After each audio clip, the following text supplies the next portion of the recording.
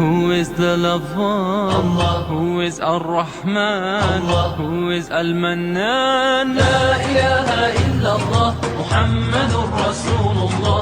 Muhammad is the messenger to Allah. তার দয়া তার করুণা প্রদর্শন করেছেন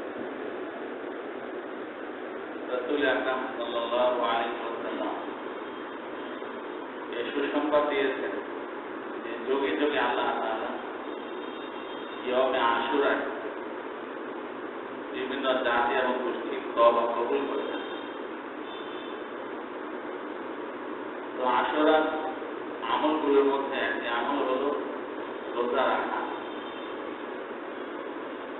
এই রোজা সম্পর্কে গত জুমায় বলা হয় যে আশুরার রোজা এর মধ্যে তিনটি ভাগ। একটি হলো অতি উত্তম, দ্বিতীয়টি হলো উত্তম, আর তৃতীয়টি হলো অনুত্তম। অতি উত্তম হলো আগে একদিন পরে মধ্যখানে আশুরা, মোট 3 দিন রোজা রাখা। এটা হলো সবচেয়ে অতি উত্তম কথা, অতি উত্তম পদ্ধতি। আগের দিন রোজা রাখবে, পরের দিনও রাখবে, মধ্যখানে আশুরা। লাগাতার এই 3 দিনে রোজা রাখা হচ্ছে অতি উত্তম। দ্বিতীয় ধাপ হলো উত্তম, আগে একদিন মিলিয়ে কিংবা পরে একদিন মিলিয়ে 2টি রোজা রাখা। আর একটা হলো অনুত্তম, শুধু একদিন আশুরা দিন রোজা রাখা। আল্লামা আনোয়ার শাহ কাশ্মীরি রহমাতুল্লাহ তিনি আশুরার উপরে দীর্ঘ আলোচনা করে লিখেছেন যে খোলাসাতুশ শরিয়া, এই হলো আশুরা সম্পর্কে যত রেওয়ায়াত আছে সমস্ত রেওয়ায়াতের 7 কথা, 7 সারাংশ। যে আশুরার রোজা এই 3টি পদ্ধতি।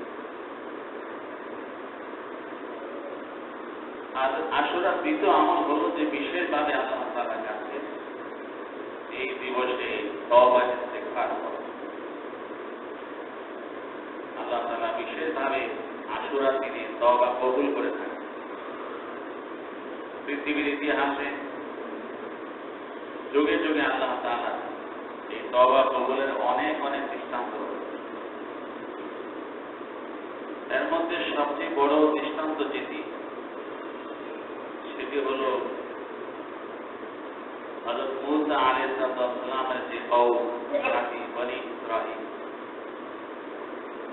এই বনি ইসরাঈলের উপরে আল্লাহ তাআলা বিশেষ করুণা, বিশেষ রহমত এবং বনি ইসরাঈলের উপর আল্লাহ তাআলার বিশেষ মদদ এবং সাহায্য। আর এর বিপরীতে ফিরআউন এবং তার দল বলের বিরুদ্ধে মূসা আলাইহিস সালাম এবং তার জাতির বিজয়, ফিরআউন ও তার দলবলকে ধ্বংসকরণ। এই ঐতিহাসিক ঘটনাটি বিশেষভাবে সংঘটিত হয়েছিল আশুরা দিবসে। কোরআনে কারিমের মধ্যে আল্লাহ তাআলা বনি ইসরাঈলের প্রতি তার এই দয়া, এই করুণা এবং ফিরআউনীদেরকে ধ্বংস করার ইতিহাস বর্ণনা করছেন। ইয়া বনি ইসরাঈল قد أنجيناكم من عدوكم وواعدناكم جانب الطور الأيمن ونزلنا عليكم المن والسلوى كلوا من طيبات ما رزقناكم ولا تطغوا فيه فيحل عليكم غضبي ومن يحلل عليه غضبي فقد هوى। হে বনি ইসরাঈল, قد أنجيناكم من عدوكم, তোমাদেরকে আমি আল্লাহ তোমাদের দুশমন থেকে মুক্তি দান করেছি, স্বাধীনতা দান করেছি। দুশমন থেকে বাঁচায় কে? আল্লাহ। আল্লাহ উপস্থাপন করছেন এই ভাষায় যে ভঙ্গিমায় আমি তোমাদের দুশমন, তোমাদের শত্রু, তোমাদেরকে যে পরাধীন করে রেখেছিল ফেরাউন, সেই ফেরাউনি থেকে আমি তোমাদেরকে মুক্তি দান করেছি, স্বাধীনতা দান করেছি।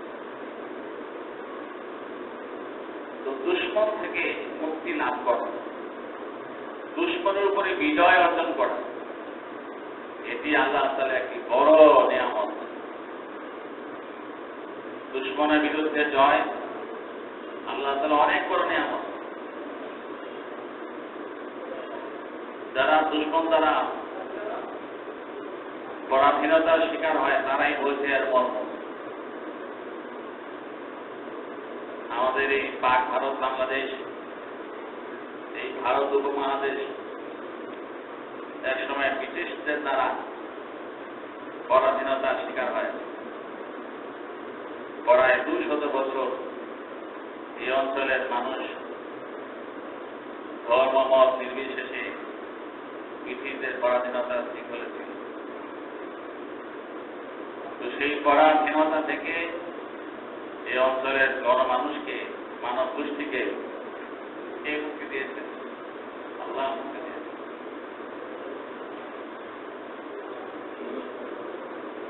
তো এই যে দুশমনের উপরে বিজয় এবং দুশমন থেকে মুক্তি অর্জন, এটাকে আল্লাহ তাআলা একটি বিশেষ নিয়ামত হিসাবে এটাকে উপস্থাপন। হাদিসের মধ্যে এসেছে, সহিহ বুখারী, মুসলিম সহ যে হাদিসের মধ্যে আছে যে আল্লাহ জাল্লা শাআনহু এই বনী ইসরাঈলকে তাদের দুশমন ফেরাউনের বিরুদ্ধে, তার দলবলের বিরুদ্ধে যে জয়দান করেছিলেন এবং ফেরাউনীদের নির্যাতন নিপীড়ন থেকে মুক্তি দিয়েছিলেন, সেই ঐতিহাসিক মদদ এবং সাহায্য নাজিলের মুহূর্তটি ছিল এই ইয়াউমে আশুরা।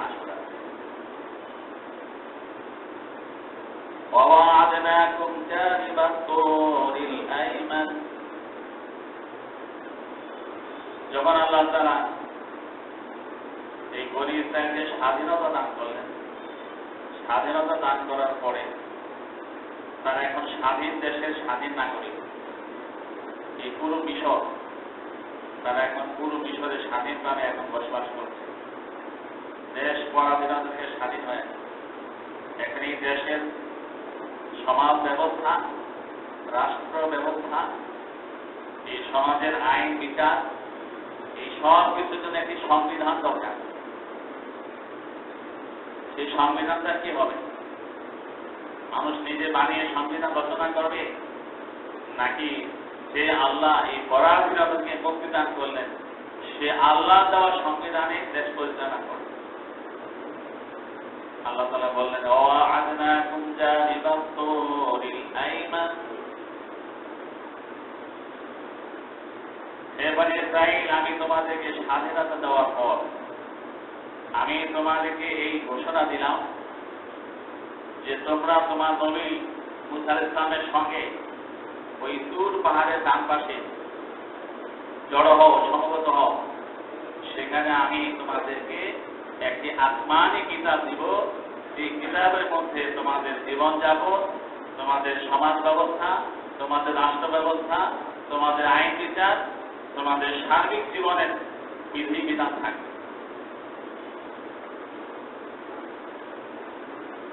মূসা আলাইহিস সালাম তুর পাহাড়ে গেলেন, সাথে উম্মত থেকে নির্বাচন করে 70 জন নিয়ে গেলেন। সেখানে যাওয়ার পরে আল্লাহ তাআলা এই তাওরাত দান করলেন। তাওরাত পৃথিবীতে বহু জাতিকে আল্লাহ তাআলা স্বাধীনতা দিয়েছেন। স্বাধীনতা দেয় আল্লাহ, মুক্তি দেয় আল্লাহ, কিন্তু আল্লাহর পক্ষ থেকে এই নিয়ামত প্রাপ্তির পরেই আল্লাহর সঙ্গে মানুষ বিশ্বাসঘাতকতা করে, আল্লাহর সংবিধানকে উপেক্ষা করে, অবজ্ঞা করে নিজেরা সংবিধান বানায়। এবং সেই সংবিধান কখনো কখনো এমন বৈষম্যপূর্ণ হয় যে আল্লাহকে বলতে সংবিধানে স্বীকার করতে চায়।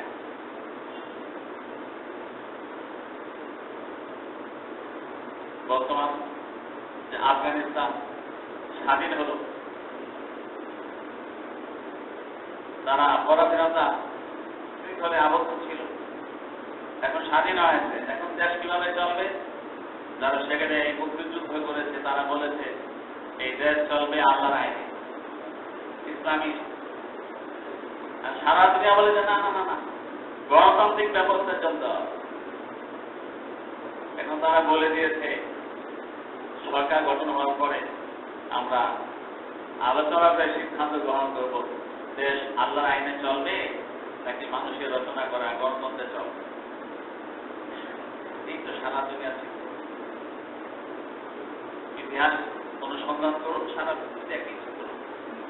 আল্লাহ বলেন যে আমি মুক্তিদান করলাম, আর মুক্তিদান করার পরে যখন তুমি মুক্ত হয়ে গেলে, মুক্ত হওয়ার পরেই তুমি আমাকে অস্বীকার করে বসো। যারা নিঃসন্তান তাদেরকে সন্তান দেয় কি? কোরআনে কারিমে আল্লাহ তাআলা জবাব করেন, চমৎকার ব্যবস্থাপন করেন। ওয়াল্লাযী খালাকাকুম মিন নাফসিন ওয়াহিদা ওয়া খালাকা মিনহা যাওজাহা। আল্লাহ তাআলা মানুষ সৃষ্টি করেন, আর মানুষ সৃষ্টির প্রক্রিয়া বানিয়েছেন স্বামী স্ত্রী। স্বামী স্ত্রী মিলনের ভিতর দিয়ে আল্লাহ তাআলা সন্তান দান করেন। فلما تغشاها حملت حملا خفيفا فمرت به فلما أثقلت دعوا الله ربهما لئن آتيتنا صالحا لنكونن من الشاكرين। যখন স্ত্রী গর্ভবতী হয়, করতে বসতে নানানভাবে কষ্ট অনুভব করে, আল্লাহ আল্লাহ বলে, বলে মেডিকেল চেক আপে যায়, ডাক্তার বলে কি একটু প্রবলেম আছে আপনার গর্ভস্থিত বাচ্চার, এই একটু প্রবলেম আছে। মসজিদে স্নান করে মাদ্রাসায় না করে স্বামী স্ত্রী মিলে রাতের গভীরে আল্লাহ তাআলা কাছে দোয়া করে, আল্লাহ তুমি এই গর্ভস্থিত বাচ্চাটাকে হেফাজত করো, তুমি সুস্থ সবল অবস্থায় বাচ্চাটাকে তুমি দুনিয়াতে দান করো। তুমি যদি আমাদেরকে শিশু দান করো তাহলে আমরা অবশ্যই তোমার কৃতজ্ঞ থাকবো। ওই সময় এগুলো বলে আল্লাহ তাআলা পরবর্তী আয়াতে ফালাম্মা আতাহুমা সালিহান জাআলা লাহু শুরাকা ফীমা আতাহুমা ফাতাআলা আল্লাহু আম্মা ইউশরিকুন। যখন বাচ্চাটা দিয়ে দিলাম, বাচ্চাটা হয়ে গেল, বাচ্চাটা হয়ে যাওয়ার পরে এখন নামের প্রশ্ন আসে। কিসের প্রশ্ন? এই নাম রাখার সময় এখন আল্লাহ স্মরণ করে, এখন তো লেটেস্ট নাম রাখতে হবে, আধুনিক নাম রাখতে হবে। এখানে আব্দুর রহমান কেন অনেক ওর অনেক সেকেলে নামে, আব্দুল্লাহ রাখো, কি রাখবে? দোষের রাখো। হ্যাঁ, আরো কি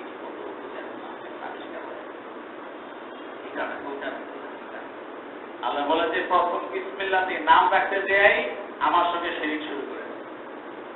নাউযুবিল্লাহ, এটা মানবের চরিত্র। নিয়ামত প্রাপ্তির আগে নিয়ামতের অনেক টাকা যায়, অনেক চাহিদা, এই পেয়ে যায় তখন নিয়ামতটা তাকে বলে যায়। তো স্বাধীনতা দেয় কে? কিন্তু স্বাধীন হওয়ার পরে এখন দেশ চলবে কিভাবে? আমরা কি কম বুদ্ধি, আমরা আমাদের বুদ্ধি থেকে যুক্তি থেকে একটি সংবিধান সংকলন করব, রচনা করব এবং সেই অনুযায়ী দেশকে পরিচালনা। নাউযুবিল্লাহ। জমিন কার? আসমান কার? কাজে আসমান জমিনে তুমি বসবাস করবে কার আইনে? আল্লাহ তাআলা বলেন ওয়া'আদনাকুম জানিবাত তুরিল আইমান, আমি মুসাকে বললাম, হে মুসা, তুমি তোমার জনপ্রতিনিধি 70 জন, জনপ্রতিনিধি 70 জন এমপি, এই 70 জন এমপিকে নিয়ে আমার সঙ্গে সাক্ষাৎ করবে কোথায়? তুর পাহাড়ের তার পাশে। মুসা নবী 70 জন জনপ্রতিনিধি নিয়ে তুর পাহাড়ের ডান পাশে আল্লাহর সঙ্গে সাক্ষাৎ করবে। আল্লাহ তাআলা তাদেরকে তাওরাত নামক কিতাব দিয়ে দিলেন আর বললেন, এই তাওরাত মতো দেখে চলো, পরিবারকে পরিচালিত করো, সমাজ পরিচালনা করো, দেশ পরিচালনা করো।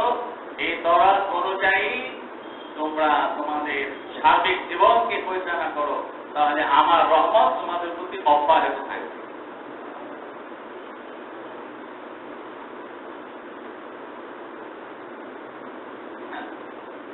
যে শুরু হইল, দেশে আসলো, দেশে আসার পরে সবাই সংবিধান নিয়ে আসছে, তাওরাত নিয়ে আসছে। এখন তাওরাতের একটা বিধান যখন তাদের সামনে ব্যাখ্যা করে, তখন তারা আপত্তি উত্থাপন, নানান ভাবে আপত্তি উত্থাপন। সর্বশেষ আল্লাহ তাআলা বলেন যে, হে বনী ইসরাঈল, তোমাদের পাশে, তোমাদের এখন মিশরে আছে, তোমাদের পাশে আছে শাম, সিরিয়া। ওই সময় শাম অনেক বড় ছিল, 5টি দেশের সমষ্টি ছিল মুসলমানদের জমানায়, পরে ছোট ছোট রাষ্ট্র হয়। তো এই বৃহত্তর শামের মধ্যে ছিল ফিলিস্তিন, এই বৃহত্তর শামের মধ্যে ছিল বাইতুল মাকদিস। এই বাইতুল মাকদিস এলাকাটা এটা একটি সন্ত্রাসী গোষ্ঠী দ্বারা এটা দখলে ছিল। আল্লাহ তাআলা বলেন যে, হে মুসা, তুমি তোমার কওমকে নিয়ে জিহাদ করো, ফিলিস্তিনকে স্বাধীন করো, বাইতুল মাকদিসকে জজিয়া থেকে, সন্ত্রাসী থেকে মুক্ত করো, জিহাদ করতে হবে। মুসা নবী বললেন যে, আল্লাহ তাআলা তোমাদেরকে সাথে নিয়ে জিহাদে যেতে বলছেন, কোথায়?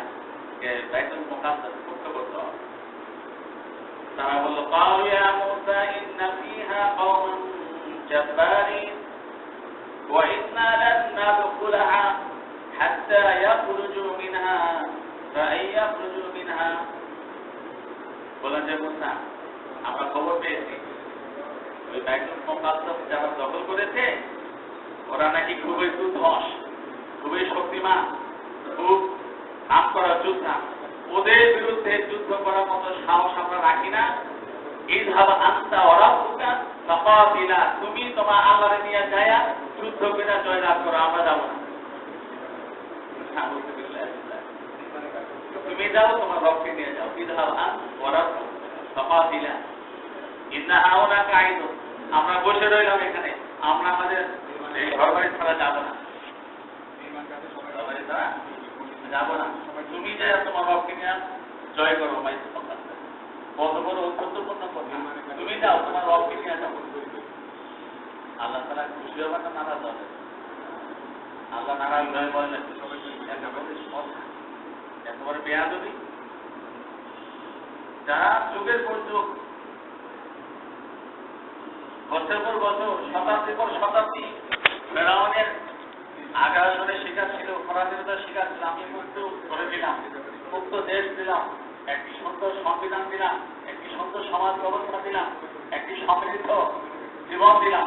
এই সব কিছু পাওয়ার পরও যারা এই ধরনের ঔদ্ধত্যপূর্ণ, বেয়াদবিপূর্ণ বক্তব্য রাখে, ওদেরকে শাস্তি দিতে হবে। শাস্তিটা কি? আল্লাহ তাআলা এদেরকে কারাবন্দী বলেন, কারাবন্দী। আল্লাহর জেলখানা তো অদ্ভুত। মানুষের জেলখানায় দেয়াল লাগে, মানুষের জেলখানায় উঁচু প্রাচীর লাগে, মানুষের জেলখানায় পাইপ পেয়ারা লাগে, সিপাহী লাগে, কত কিছু লাগে। আল্লাহ তাআলার জেলখানায় কিছু লাগে। আল্লাহ তাআলা শুধু একটা অদৃশ্য ব্যবস্থাপনা আরোপ করে দিলেন। সেই ব্যবস্থাপনাটা হলো যে একটি সুনির্দিষ্ট এরিয়া, দেখতে কিছুই না, দেখতে তো খোলা, কিন্তু কেন যেন কেউ সেই এরিয়া থেকে বেরোতে পারে না। ওই এরিয়াতেই চক্কর খায়, এটাকে বলে ময়দানে তীর। এই ময়দানের তীরের মধ্যে আল্লাহ তাআলা লাগাই দিলেন, এরা ঘুরে ফিরে এখানে কোন কিনারা পায় না। আমাদের গ্রামে বলে কানা বলায় ধরে, বলে কানা বলায় ধরে না, এই কানা বলায় ধরতে বলেছে। এটা হলো আল্লাহর জেলখানা। এটার নাম কি? আল্লাহর জেলখানা। এই ময়দানে কি 1 বছর না 40 বছরের জেল দিয়েছে। খোদা দুহিতা করবা আর জেল জুলুম হবে না? রাষ্ট্র দুহিতার মধ্যে জেল হয় তো খোদা দুহিতা জেল হবে না? এই খোদা দুহিতার জেল 40 বছর চক্কর খাও। এই 40 বছরের জেলখানা ঢুকে গেছে আলাদা। কিন্তু জেলখানায় কোনো দেয়াল নাই, কোনো প্রাচীর নাই, কোনো সিপাহী নাই, কিছু নাই। এরা নিজের এখানে ঘুরে ফিরে। আল্লাহ মুসা আলাইহিস সালাম নবী উম্মতের দুর্দশা থেকে আমার কাছে কামাই দিয়েছে। হে আল্লাহ, এখন আপনি আমাদেরকে যেভাবে 40 বছর জেল দিতেন, এই জেলখানার মধ্যে এখন আমার মতো খাইব কি? নবীরা অত্যন্ত উম্মতের প্রতি দরদী হয়ে থাকে, অত্যন্ত দরদী।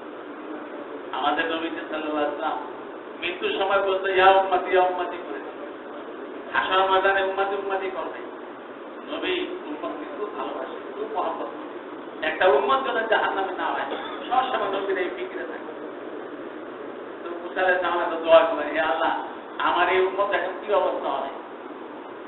আমার উম্মতের কি অবস্থা? তো আল্লাহ বলেন কি সমস্যা বলো?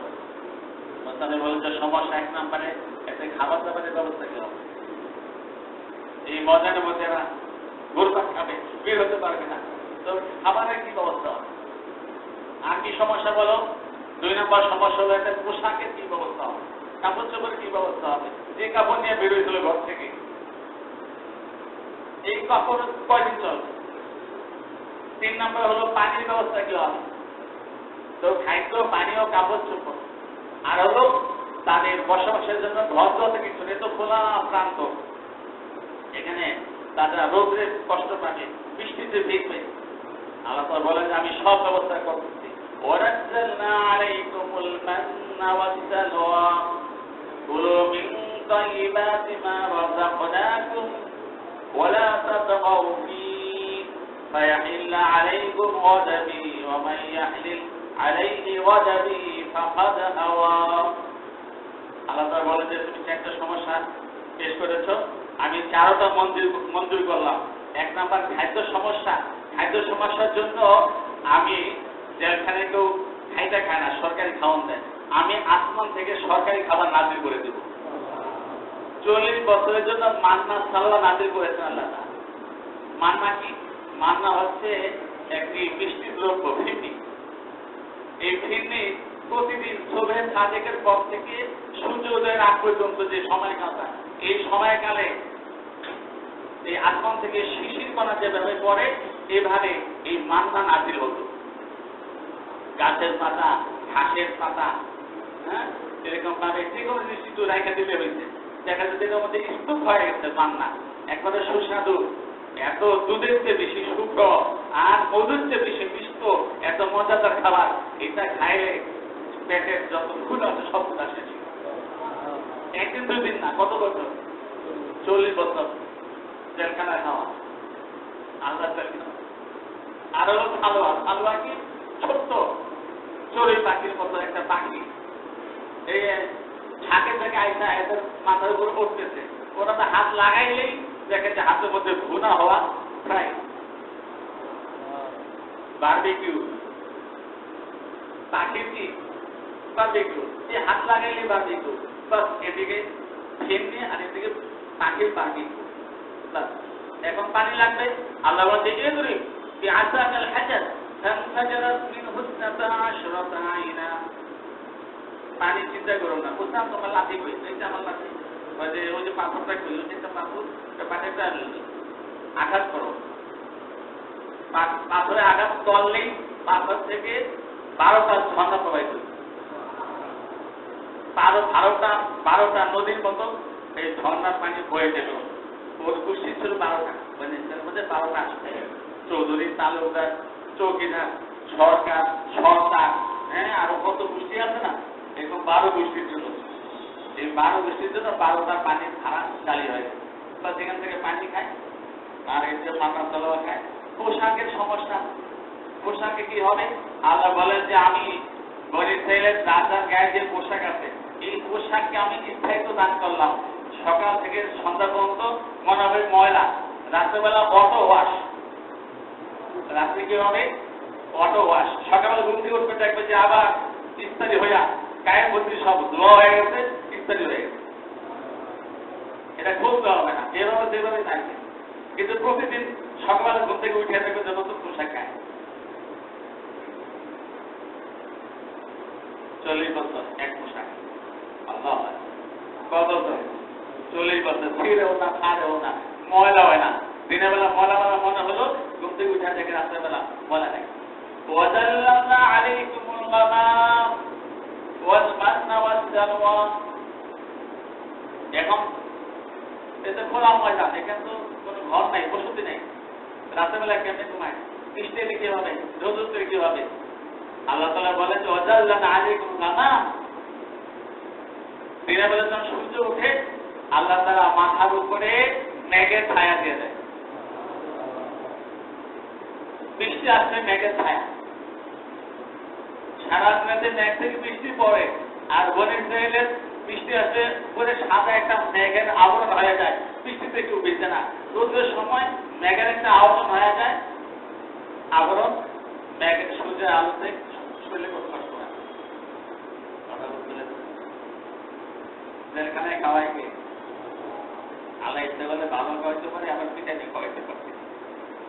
এই ময়দানের জেলখানায় সব সমস্যার সমাধান, খাদ্যের সমস্যার সমাধান, পানির সমস্যার সমাধান, তারপরে পোশাকের সমস্যার সমাধান এবং বাসস্থানের সমস্যা কি সমাধান, সব সমাধান করে দিলেন 40 বছর।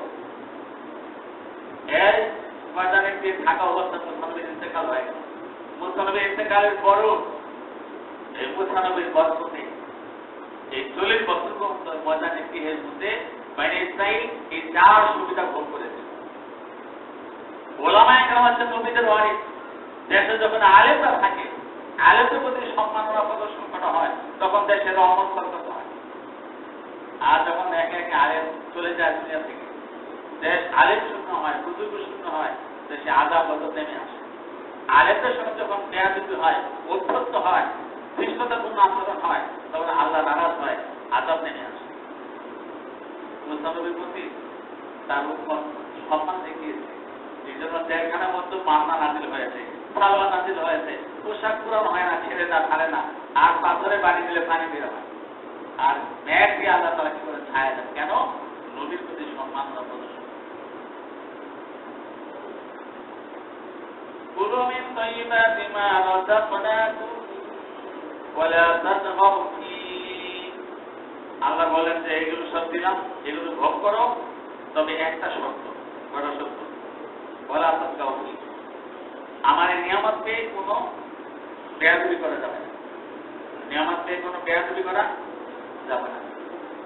তো চললো 40 বছর পর্যন্ত, 40 বছর পর্যন্ত চললো এই নিয়ামত, বেয়াদবি হয় নাই। 40 বছর পরে দেখেন বেয়াদবি করলে নিয়ামত চলে যায়। কি বেয়াদবি? قالوا يا موسى إنا لن نصبر على طعام واحد فادع لنا ربك يخرج لنا مما تنبت الأرض من بقلها وقثائها وفومها وعدسها وبصلها قال أتستبدلون الذي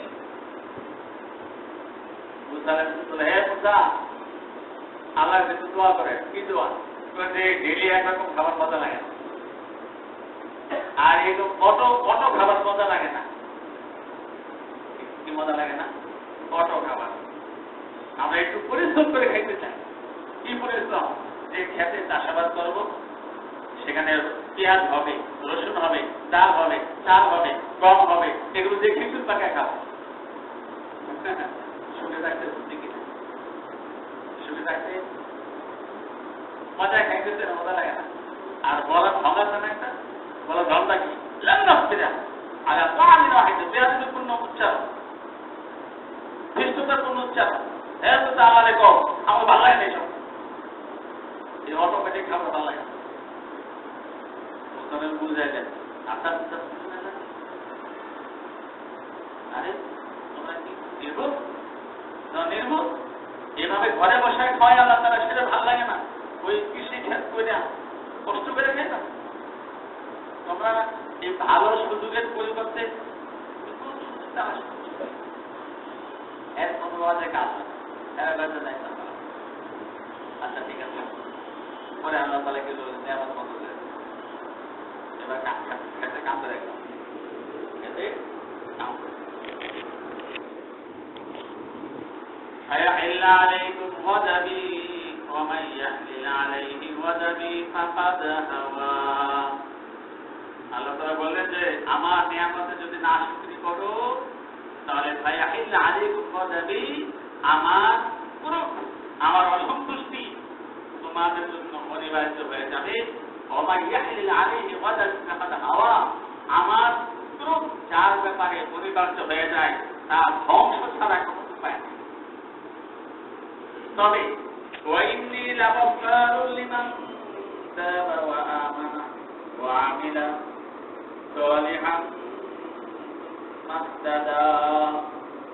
তবে আমি একটা দরজা খোলা রাখি, তওবার দরজা। কিসের দরজা? যতই তুমি বেয়াদবি করো, সত্য প্রদর্শন করো, শিরিক করো, কুফর করো, যত তুমি অন্যায় অবিচার করো, আমি একটা দরজা খোলা রাখি। এটার নাম কি? তওবার দরজা। ওয়া ইন্নী লাগাফফার, আমি শুধু ক্ষমা না, অতিশয় ক্ষমা করনেওয়ালা, আমি অতিশয় ক্ষমা করি। লাগাফফার, আল্লাহর একটা নাম কি? গফফার। এটা কোন মানুষকে গাফফার কম দেবে, তুমি তো আব্দুল গফফার, কি বলতে হবে? আব্দুল গফফার। গাফফার একমাত্র কে? ক্ষমার অধিকার একমাত্র কার? সারা দুনিয়া মিলে মাফ করে দিচ্ছে। কামড় করে প্রেসিডেন্টের সাথে খাটি করছে, প্রধানমন্ত্রীর সাথে খাটি করছে, মাফ করে দিচ্ছে। কি মাফে করে লাগে? মাফ করানো লাগে? আমি গাফফার, আমি ক্ষমা করনেওয়ালা। তবে আমি ক্ষমা করি 4 শর্তে। কয় শর্তে? ওইটি আজকের আলোচনা বিষয়। এত জায়গায় সব ভূমিকা সংক্ষেপে বলতে চাইছেন, শর্ত পুরা করলে ক্ষমা পাওয়া যাবে। আজকে দিতে হলো তওবা দিন। 4 শর্ত পুরা করে তওবা করুন, ক্ষমা পাওয়া যাবে। 1 নম্বর লিমান তাবা। তাবা মানে ফিরে আসা। আগে যে অবক্রমে ছিলে সেখান থেকে ফিরে আসতে হবে। আগে যে অবক্রমে ছিলে সেখান থেকে ফিরে আসতে হবে। সুদে ছিলে সুদ থেকে বেরিয়ে আসতে হবে। ঘুষে ছিলে ঘুষ থেকে বেরিয়ে আসতে হবে। কোন করোনারির প্রতি আসক্ত ছিলে সেখান থেকে ফিরে আসতে হবে। কোন অন্যায় কাজে লিপ্ত ছিলে সেখান থেকে ফিরে আসতে হবে। ওখানে বৈশা আল্লাহ মাফ করে দেন, মাফ করে দেন, ওখান থেকে বেরিয়ে আসতে হবে। 1 নম্বর ফিরে আসতে হবে, লিমান তাবা। 2 নম্বরে আমানা। 2 নম্বরে ঈমানের উপরে চলতে হবে। এর উপরে 3 নম্বর ওয়ামিলা সালিহা, নেক আমল করতে হবে। নেক আমল মানে বেনামাজি ছিলে নামাজ পড়তে হবে, বেরোজা ছিলে রোজা ধরতে হবে, মিথ্যা বলতে সত্য বলা শুরু করতে হবে, চুরি করতে চুরি বাদ দিয়ে এখন সততার সঙ্গে ব্যবসা বাণিজ্য করতে হবে, চাকরি বাকরি করতে হবে। বউ পিটাইটা বউ পিটাইতে থাকতে হবে। অনেক বউ পিটায় না, অনেক বিচার আছে বউ পিটায়। তো 3 নম্বর কি বলে? 3 নম্বর কি? নেক আমল। নেক আমল মানে নামাজ, রোজা, হজ, যাকাত এবং যত ভালো কাজ এগুলো করতে হবে। নাম্বার 4 আর ইহতিদা মানে বাকি জিন্দেগি হিদায়াতের উপরে চলার চেষ্টা করতে হবে। কয়টা শর্ত? 4টা। আল্লাহ বলেছে ওয়া ইন্নী লাগাফফার লিমান তাবা ওয়া আমানা ওয়া আমিলা সালিহান সুম্মা ইহতাদা। যে ব্যক্তি 4 শর্ত পূরণ করবে, অন্যায় থেকে ফিরে আসবে, ঈমানের উপর চলবে, নেক আমল করবে এবং বাকি জিন্দেগি সিরাতে মুস্তাকিমের উপরে, হেদায়েতের উপরে চলার চেষ্টা করবে, আমি ওয়াদা দিচ্ছি লাগাফফার, আমি তাকে মাফ করেই দিব। তো সেই দিবসটা হলো আজকে, ইয়াউম আশুরা। সেই তওবা ইস্তেগফার আজকে মাফ চাইতে হবে। আল্লাহ তাআলা আমাদের সবাইকে তওবা করার তৌফিক দান করেন। রাসূল সুসংবাদ দিয়েছেন যে এই দিবসে আল্লাহ কি করেন? অতীতে মাফ করেছেন এবং ভবিষ্যতে মাফ করে যাবেন। এই সুসংবাদ আল্লাহ দিয়েছেন। ওই ইয়াকুতু আলা কওমিন আখারিন। কাজে আসুন আমরা যারা রোজা রাখবো এবং আল্লাহ তাআলার কাছে তওবা ইস্তেগফার করব। আল্লাহ আমাদের সবাইকে তওবা ইস্তেগফার করে গুনাহমুক্ত জীবন অবলম্বন করার তৌফিক দান করুন।